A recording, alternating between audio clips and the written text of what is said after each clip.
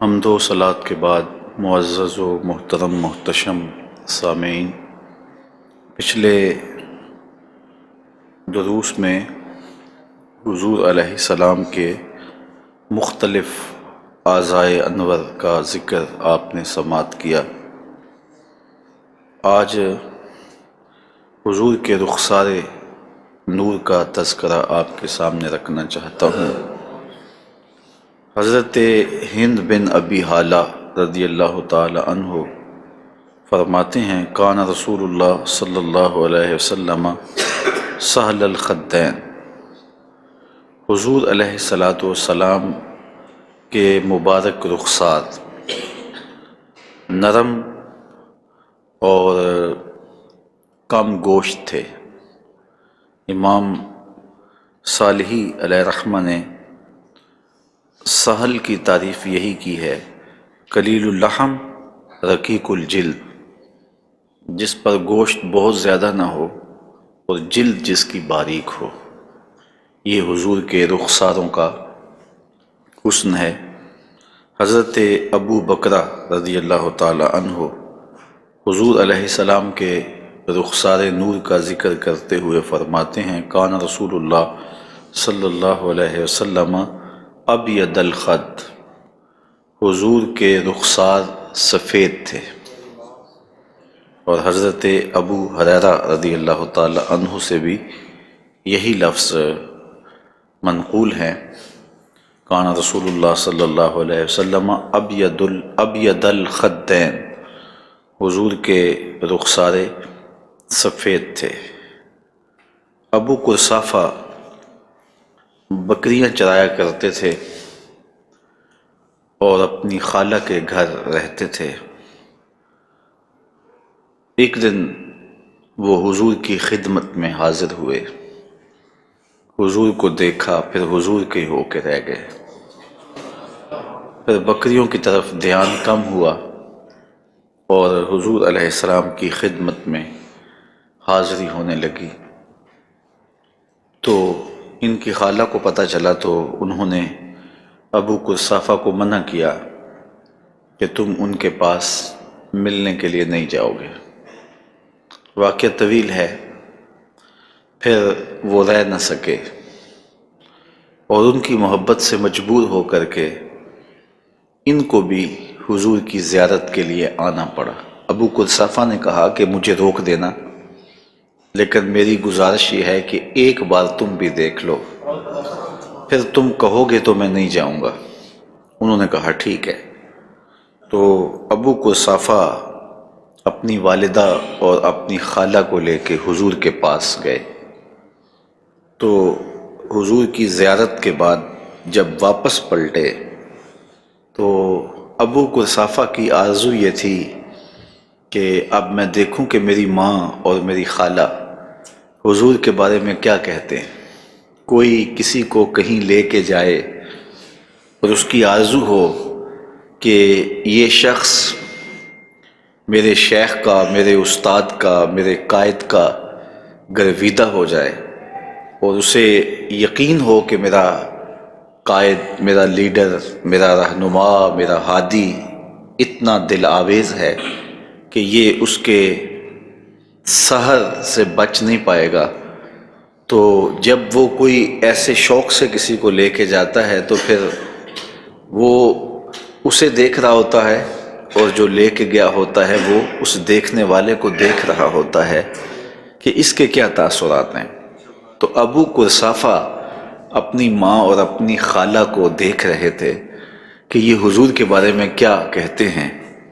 تو ان کی ماں نے اور ان کی خالہ نے واپس چلتے ہوئے جو لفظ کہے وہ سنیے اور حضور علیہ السلام پہ درود پڑھیے۔ تو ابو قرصافہ نے پوچھا کہ بتاؤ پھر حضور کیسے ہیں؟ تو انہوں نے کہا، ما رأینا مثل ھذا الرجل۔ ہم نے اس شخص جیسا شخص زندگی میں دیکھا ہی نہیں۔ احسن وجہا، ہم نے اتنا سونا چہرہ کسی کا نہیں دیکھا۔ ولا انقا ثوبا، اور جتنے پاکیزہ لباس، جتنا پاکیزہ لباس اس نے پہنا ہے ہم نے کسی کا ستھرا اور پاکیزہ لباس کسی کا نہیں دیکھا، ولا الینا کلامن، اور جتنی میٹھی گفتگو اس کی ہے کسی اور کی ہم نے سنی نہیں ہے۔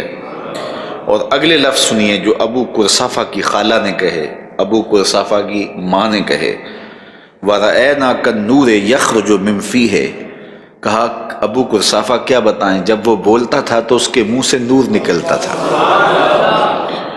اللہ اکبر۔ حضرت ابو ہریرہ رضی اللہ تعالیٰ عنہ فرماتے ہیں ما رأیت شیئا احسن من رسول اللہ صلی اللہ علیہ وسلم کأن الشمس تجری فی وجہہ، میں نے کسی چیز کو بھی حضور سے زیادہ سونا نہیں دیکھا، کوئی شے نہیں دیکھی جو حضور سے زیادہ حسین ہو، اور سورج ایسے تھا جس طرح حضور کے رخساروں میں چلتا ہو، اس طرح حضور کے چہرے میں سورج جس طرح گردش کرتا ہو، یہ حضور کا چہرہ تھا، یہ حضور کا رخ انور تھا۔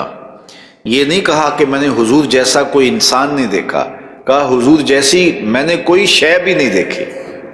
اعلیٰ حضرت بھی بولے بلبل نے گل ان کو کہا، قمری نے سروے جاں فضا، حیرت نے جھنجھلا کر کہا یہ بھی نہیں وہ بھی نہیں، خورشید تھا کس زور پر کیا بڑھ کے چمکا تھا قمر، بے پردہ جب وہ رخ ہوا یہ بھی نہیں وہ بھی نہیں۔ تو حضور کا حسن ہر چھپ میں گہرا رہا، اور حضور کا چہرہ چمکدار تھا، روشن تھا۔ حضرت کعب بن مالک رضی اللہ تعالیٰ عنہ روایت کرتے ہیں کان رسول اللہ صلی اللہ علیہ وسلم اذا سر استنار وجہہ حتی کأنہ قطعۃ من القمر، کہتے ہیں کہ جب حضور مسکراتے تھے تو حضور کے چہرے سے نور نکلتا تھا، ایسے لگتا تھا جس طرح چاند کا ٹکڑا ہوتا ہے۔ اللہ اکبر۔ حضرت برا بن عازب رضی اللہ تعالیٰ عنہ جلیل القدر صحابی ہیں، ذرا ان سے بھی سنیے کہ یہ حضور کے حسن کے بارے کیا کہتے ہیں۔ کہتے ہیں کان رسول اللہ صلی اللہ علیہ وسلم احسن الناس وجہا و احسنہم خلقا، حضور علیہ الصلوۃ والسلام کائنات میں ہر شخص سے زیادہ سونے بھی تھے اور سب سے زیادہ حضور خلق والے بھی تھے۔ نہ حضور کی صورت جیسی صورت کسی کی تھی، نہ حضور کی سیرت جیسی سیرت کسی کی تھی، ان کی صورت بھی لاجواب تھی، ان کی سیرت بھی لاجواب تھی۔ حضرت انس رضی اللہ تعالی عنہ خادم رسول صلی اللہ علیہ وآلہ وسلم فرماتے ہیں کان رسول اللہ صلی اللہ علیہ وسلم اظہر اللون، حضور علیہ الصلوۃ والسلام کا رنگ چمکدار تھا۔ اظہر ایسے رنگ کو کہتے ہیں، وہ سفید رنگ جس رنگ میں سرخی کی آمیزش ہو۔ چونے کی طرح حضور کا رنگ سفید نہیں تھا، کیونکہ جو چونے کی طرح سفید رنگ ہوتا ہے اس میں کشش نہیں ہوتی، تو جو گندمی رنگ ہوتا ہے تو اس کے اندر بھی سیاہی کا غلبہ ہوتا ہے، تو حضور کا رنگ ازہر تھا۔ اس کا معنی چمکدار بھی ہے، اور علماء نے اس کا معنی یہ کیا ہے وہ سفید جس میں سرخی کی آمیزش ہو، تو سرخ و سفید رنگ تھا حضور کا، اور جو حضور کو دیکھتا پھر وہ دیکھتا ہی چلا جاتا۔ جنہوں نے حضور علیہ السلام کے چہرہ انور کے حسن کو بیان کرتے ہوئے ابیض کا لفظ استعمال کیا، جس طرح کہ پیچھے حضرت ابو ہریرہ سے مروی روایت گزری ہے، ابیض الخدین کے لفظ گزرے ہیں، تو انہوں نے ابیض اس معنی میں استعمال کیا ہے کہ سفیدی کا غلبہ تھا، تو باقی حضور کا رنگ ازہر تھا، چمکدار تھا، اور اس میں سفیدی کے ساتھ آمیزش تھی سرخی کی، سرخی اور سفیدی کا امتزاج تھا حضور کا چہرہ۔ اور آقا کریم علیہ السلام کے اسی چہرہ نور کا ذکر حضرت عمار ابن یاسر کے پوتے نے حضرت ربی بنت معوذ سے پوچھا، کہا کہ تم نے حضور علیہ السلام کو دیکھا ہے تو ہمیں بتاؤ حضور کیسے تھے۔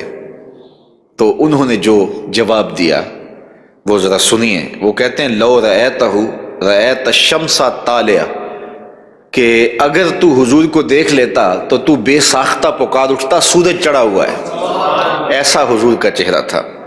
اور حضرت جابر بن سمرہ رضی اللہ تعالیٰ عنہ فرماتے ہیں کہ 14ویں کی رات تھی اور چاند پوری آب و تاب کے ساتھ چمک رہا تھا، حضور لال دھاری دار یمنی چادر اوڑے استراحت فرما رہے تھے۔ میں کبھی حضور کے چہرے کو دیکھتا، کبھی میں آسمان کے چاند کو دیکھتا۔ پھر میں نے فیصلہ کیا فائزہ ہوا احسن عندی من القمر، چاند نہیں میرے حضور سونے ہیں۔ اللہ اکبر۔ حضرت ام المومنین سیدہ عائشہ رضی اللہ تعالی عنہا سے پوچھئے، فرماتی ہیں کن تو اخی تو فسقطت من الابرہ، میں کچھ سی رہی تھی کہ میرے ہاتھ سے سوئی گر گئی، فطلبتها فلم اقدر علیہا، میں نے اس کو تلاش کیا لیکن مجھے وہ ملی نہیں، چونکہ حضور کے گھر میں جو دیا تھا اس میں ڈالنے کے لیے تیل بھی نہیں تھا۔